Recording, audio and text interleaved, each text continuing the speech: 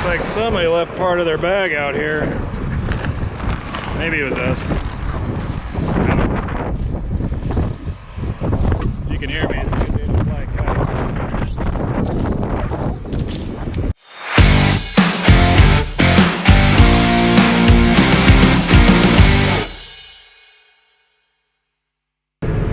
Hey guys, I think we're going to be able to get started strip tilling today. I just kind of was still got water in the tanks. The semi's coming with the fertilizer. I'm waiting on him, but in the meantime I was just trying to get everything set, ready to go, just so when he gets here I can kind of hit the ground running.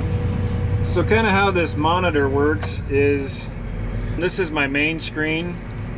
What I do here, this tells you your field, farm, client name, and whatever, just to make sure it's documenting it on the right place.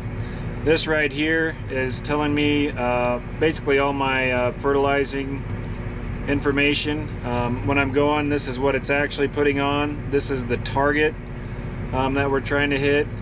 This is obviously the speed, pressure, and then the acres hour we're doing. This is telling me if I have the switch on or off. This down here on the floor, that's what turns it on and off. Your main master on and off. We do have section control, which basically what that does is it prevents overlapping. Whenever the GPS senses that you've already been in a location, it'll automatically shut it off. This up here is kind of your auto track functions, and basically how far off. You see this white line here. It'll basically follow that, and this tells you your degree heading, which way you're facing. You can zoom in and out if you want. The menu down here is basically a bunch of different options. I can turn my auto track on and off.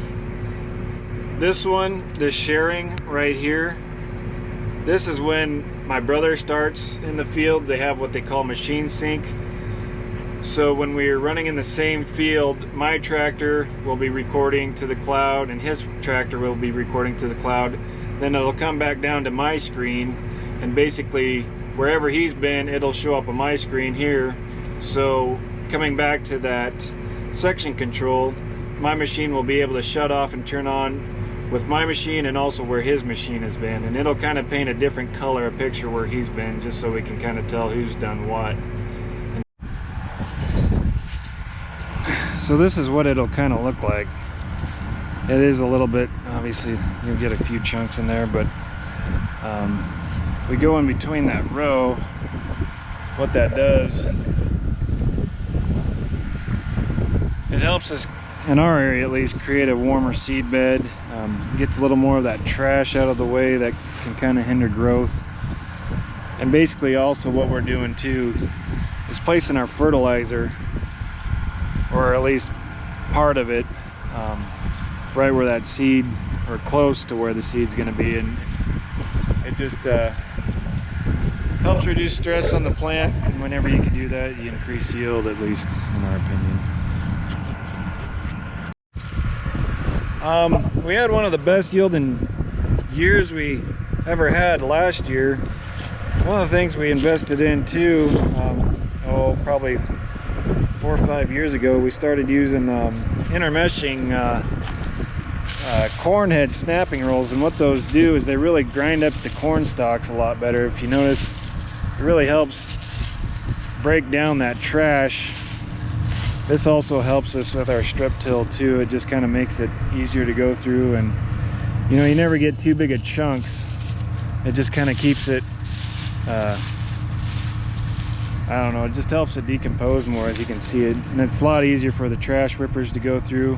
When you first harvest it, I mean, it looks like a bunch of fluff, but over time it just kind of breaks down. And yeah, but I don't like to get rid of residue because there is nutrient value in it, but I also like it to break down, or we like it to break down, just so you can utilize that nutrients better too.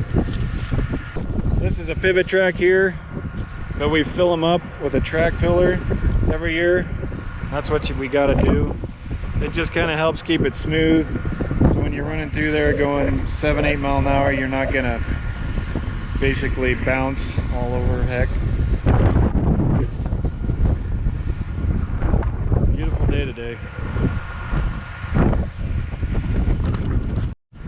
No, we've been doing this for since 2011, and we really feel like it's helped our operation with just reducing tillage, but also still warming that seed bed up, because in this climate where we're at, you know, that's kind of the biggest thing if you want to start early, is getting that seed bed to warm up.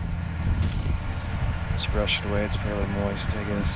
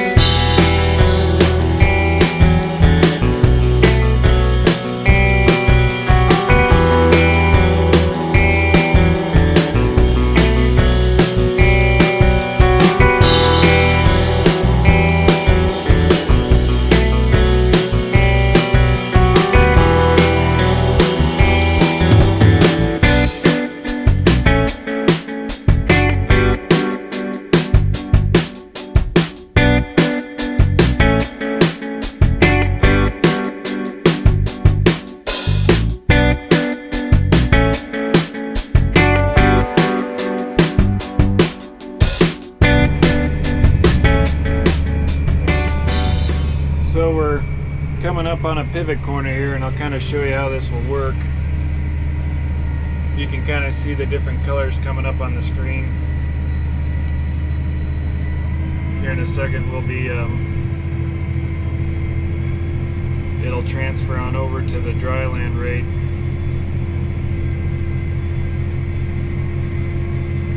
You'll notice up here this switches down to 18 gallon is what we have it set for.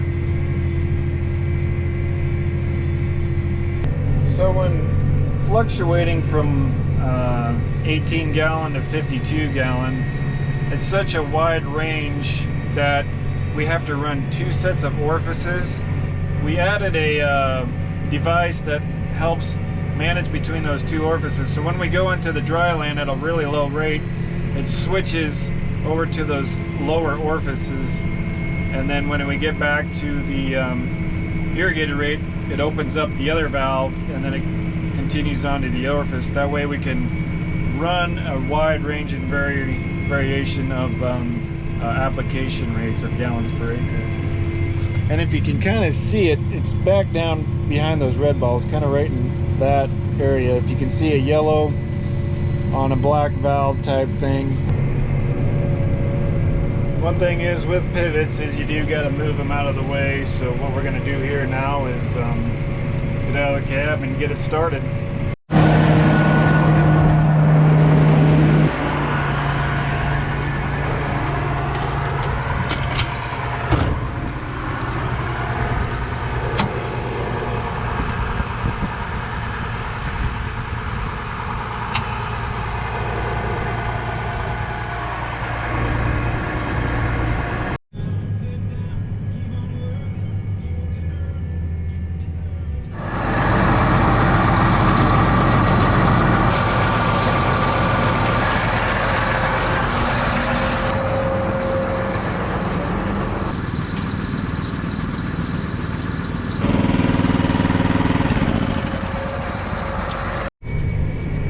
So yesterday we were able to get a couple quarters done, which wasn't bad considering my brother didn't show up till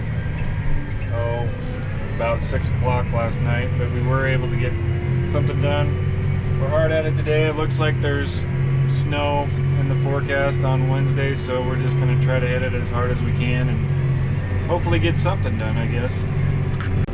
Guess I'll wait my turn.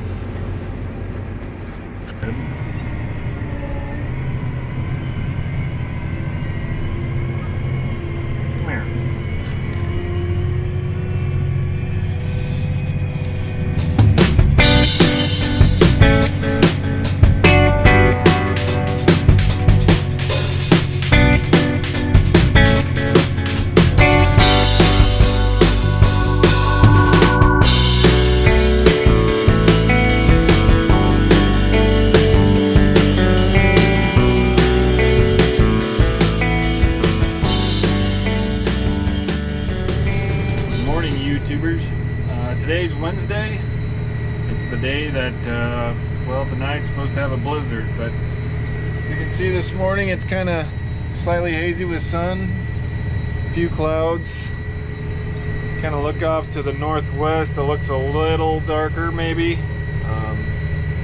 Sounds like later this afternoon we could have some more rain chances coming in, but we're gonna do what we can do. That's all farmers can do, and well, about anybody can do with the weather. So wish us luck. We'll try to get as much done as we can, and we'll go from there. 125, looks like it's starting to get a little darker, as you can see to the northwest of me. I don't know how well you can see it on screen, but it's starting to get pretty foggy. It looks like the fog's going to start rolling in here, so we'll just see what it allows us to do. So it's almost 4 o'clock. The mist is still kind of sticking around, so instead of just fighting it the rest of the day, we decided just to kind of quit when we got that truck all empty. We got to move the 5th wheel plate around on it just so it can turn in and out of fields better.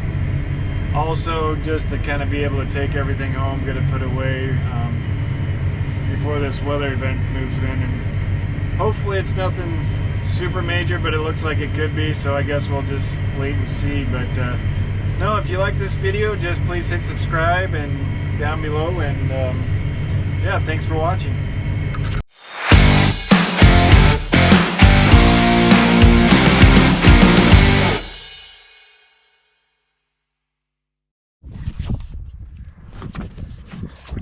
Well, at least we got what we could done.